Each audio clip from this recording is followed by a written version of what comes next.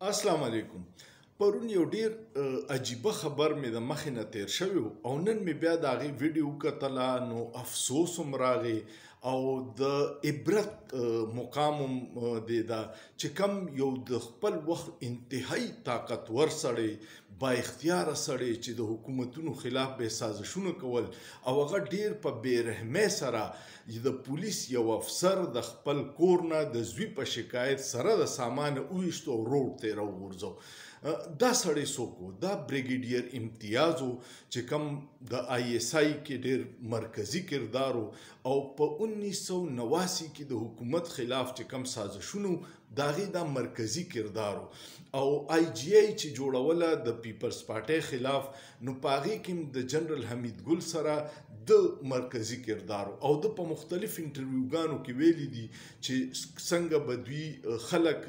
اغستل سیاستدانانو د سر قیمت به یې لګاوه هغوی له به یې د خفیه فنډ نه پیسې ورکولې. دغه ریکارډ د اصغر خان کیس کې په سپریم کورټ کې هم پروت دی چې په کم کې د مهران بینک نه پیسې دي سیاستدانانو له ورکړې شوې وي نو د تاریخ حصه ده. پای کې میاں نواز شریف او ځان ته چې ډېر غټ غټ انقلابیان وي دي ټولو پیسې اخیستې وي خو اوس د بریګیډیر امتیاز باندې راته ډېر ترس هم راغی افسوس هم وشو او په دې کې عبرت دی د هغې خلکو دپاره کم چې په خپل وخت چې کله ورسره طاقت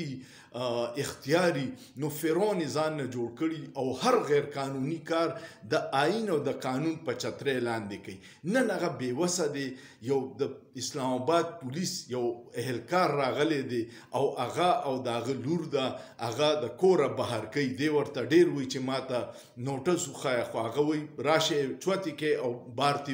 وباسئ سره د سامانه. نو بریګیډیر امتیاز ډېر یو د خلکو فونونه ټیپ کول او هر غیر قانوني کار به کو نن په روډ باندې ولاړ دی بېیار مددګار خپل زوی د کوره وویستو نو دې کې د هر فرعون دپاره چې کم سره اختیاري او په وخت باندې چې کله اختیار ختم شي بیا دغسې هلي خو مونږ چې کله په نشه کې یو د طاقت او د اختیار نو هیڅ راته نه ښکاري صرف دا راته ښکاري چې جوړ ټول عمر به زما سره دا اختیاري او زما سره به دا ډنډی. ستاسو څه خیال دی؟ انسانیت ډېر ښه شی دی او الله دې زموږ د ملک ګلې گلزار کړي او د آئین او قانون حکمرانی دې کړي او د انسان قدر دې وکړي شي نو الله به دا مخکې ځي. ستاسو څه خیال دی؟ سوچ پې وکړئ په سوچ کې څه ګناه نشته.